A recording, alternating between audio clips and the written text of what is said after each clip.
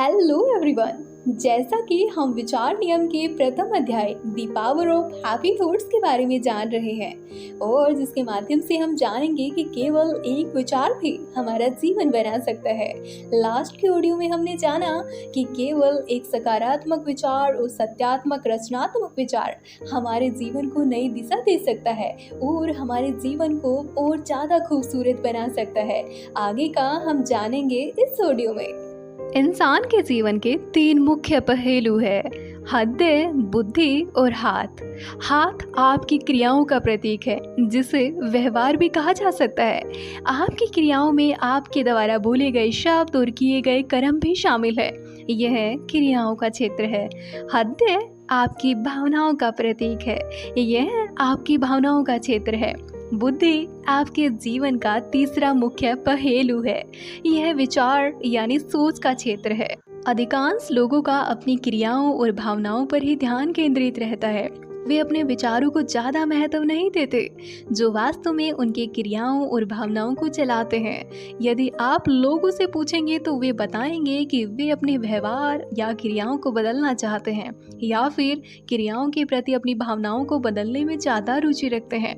जबकि जीवन के तीनों आयामों में महत्वपूर्ण है विचारों का आयाम, विचार आयाम। इन 3 आयामों के अलावा जीवन का चौथा आयाम भी है। यह वह पृष्ठभूमि है जिससे क्रियाएं, भावनाएं, विचार उत्पन्न होते हैं।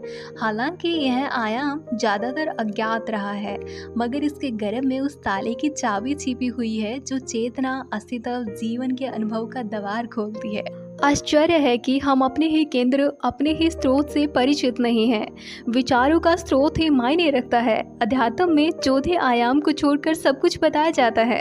3 आयाम जिन पर अध्यात्म में आमतौर पर ध्यान केंद्रित किया जाता है वे हैं व्यायाम, प्राणायाम व विचार। कुछ शिक्षक मात्र आसनायाम यानी योग आसनों पर ही ध्यान देते हैं, शरीर पर नियंत्रण करना सिखाते हैं।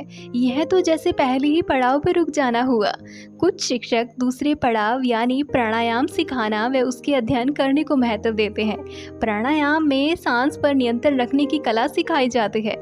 सांस पर नियंत्रण रखने से आपकी भावनाओं को भी नियंत्रण में रखा जा सकता है। कुछ शिक्षक तीसरे पड़ाव विचारायाम पर अपना ध्यान केंद्रित करते हैं।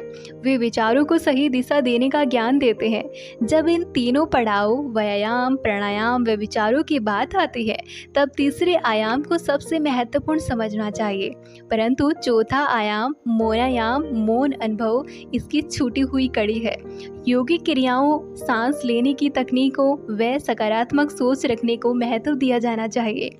परंतु जब तक आपको अपने स्रोत का पता नहीं चलता, जब तक स्वयं अनुभव जागृत नहीं होता, तब तक अपूर्णता बनी रहेगी। आदर्श जीवन जीने के लिए यह महत्वपूर्ण है कि आप तीसरे और चौथे आयाम पर महारत हासिल कर लें। प्रस्तुत पुस्तक आपको यह उद्देश्य पूर्ण करने में मदद करेगी। जिसे शक्तिशाली जीवन जीना है, उसके लिए एक सहज कार्य योजना यह है कि वह हैप्पी थॉट से भरा जीवन जिए, क्योंकि स्रोत और चैतन्य जैसी अवधारणाएं लोगों को कठिन लगती है। इसीलिए हैप्पी थॉट्स जैसे सहज शब्द लोगों के लिए कारगर है। हैप्पी थॉट्स, इस वाक्यांश में थॉट्स शब्द तीसरे आयाम को दर्शाता है और हैप्पी चौथे आयाम को दर्शाता है। हैप्पी उस अवस्था को कहा गया है जो हमें परम चैतन्य में स्थापित होने से मिलती है। सरल शब्दों में कहा जाए तो यहाँ हैप्पी का अर्थ है अपने स्रोत से जुड़ना। आप चाहे तो इसे अपना आध्यात्मिक पहलू भी कह सकते हैं। यह आपकी अस्तित्व का वह गुण है जो आपके कार्य और भावनाओं और विचारों की गुणवत्ता को तय करता है। हमें यह याद रखना चाहिए कि खुशी या हैप्पी थॉट्स केवल मंजिल ही नहीं, हैप्पी थॉट्स मार्ग भी है। इसीलिए खुद से कहे, नकारात्मक सोच बुरी आदत है। अब मैं खुद में आशा और आस्था की आदत डाल रहा हूँ जो मेरे मस्तिष्क से मुश्किलों को हटा देगी।